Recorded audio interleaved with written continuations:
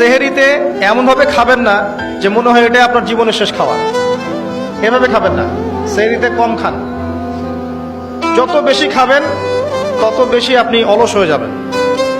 মুসলিমদের উচিত নয় খুব বেশি ভরপেট খাওয়া। এবং এই সুন্নাতটা এখন কিতাবের মধ্যে আছে, আমাদের বডি এবং আমলের মধ্যে সুন্নাতটা খুব একটা নাই। যত বড় আশেকে রসুল দেখবেন তত বড় ভুঁড়ি,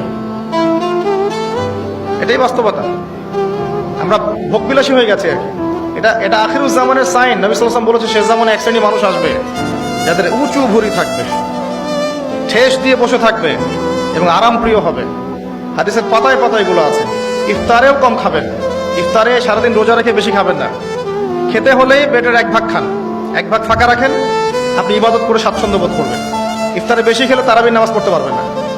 এবং তারাবি জামাতে পড়ার চেষ্টা করবেন, তারাবি সালাতে সুন্দর করে লম্বা করে পড়ার চেষ্টা করবেন, সময় লাগুক 1 ঘন্টা 2 ঘন্টা।